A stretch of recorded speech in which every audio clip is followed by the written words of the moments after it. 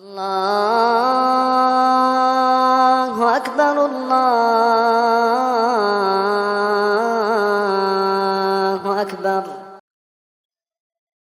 پھر ایک سوال یہ کیا جا رہا ہے کہ جمعہ کا خطبہ خطیب صاحب ممبر کی پہلی سیڑھی پر کھڑے ہو کر یا دوسری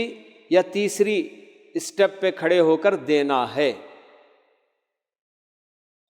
اللہ کے نبی صلی اللہ علیہ وسلم جب جمعہ کا خطبہ دیا کرتے تھے ممبر بنائے جانے سے پہلے، تو مسجد نبوی میں کھجور کا ایک درخت جس کو ذرا تھوڑا سا حصہ اس کے تنے کا چھوڑ کر کاٹ دیا گیا تھا، اور اسی ایک تنے پر کھڑے ہو کر آپ خطبہ دیا کرتے تھے۔ نہ پہلی سیڑھی تھی، نہ دوسری سیڑھی، نہ تیسری سیڑھی۔ بعد میں ایک صحابی نے آپ کے لیے ممبر بنا کر دے دیا تو آپ ممبر پر کھڑے ہو کر خطبہ دیا کرتے تھے۔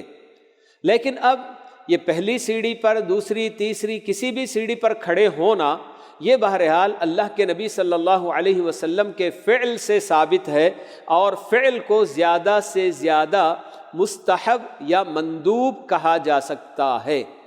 جو کہ واجب اور فرض سے کم تر درجے کا ہے، جس کا مطلب یہ ہے کہ یہ کام اگر کیا جائے تو بہتر ہے، لیکن اگر کسی نے اس کو چھوڑ بھی دیا تو کوئی گناہ نہیں بلکہ۔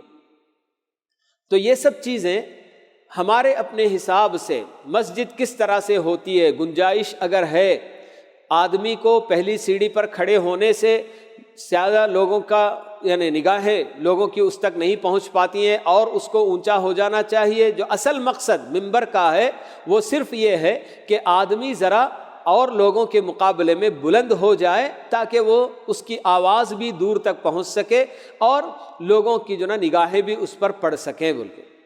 تو یہ ڈیپینڈ کرتا ہے مسجد کی چھت وغیرہ، کہ آپ پہلی سیڑھی پر کھڑے ہو کر خطبہ دے سکتے ہیں تو اتنی ہی گنجائش ہے۔ اگر اس سے بڑھ کر آپ دوسری سیڑھی پر چڑھیں گے تو آپ کو اگر مسجد کی چھت لگنے لگتی ہے تو پھر ایسی صورت میں آپ پہلی ہی سیڑھی پر ہی خطبہ کھڑے ہو کر دیں گے۔ اور اگر تیسری بلکہ اور زیادہ بھی سیڑھیاں بنائی گئی ہوں ممبر کی، اس پر کھڑے ہو کر جیسے خطبہ دیا گیا تو اس میں کوئی حرج کی بات نہیں ہے۔ گنجائش جیسے ابھی اس وقت حرمین میں مکہ مدینہ وغیرہ میں جو ممبر بنایا گیا ہے کافی بلندی پر اس کی کئی سیڑھیاں ہیں، اوپر چڑھ کر جا کر خطیب صاحب خطبہ دیا کرتے ہیں۔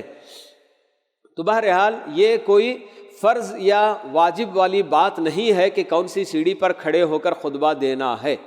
جیسی گنجائش ہو، جیسی سہولت ہو تو اس پر کھڑے ہو کر دے دیں تو کوئی حرج کی بات نہیں ہے۔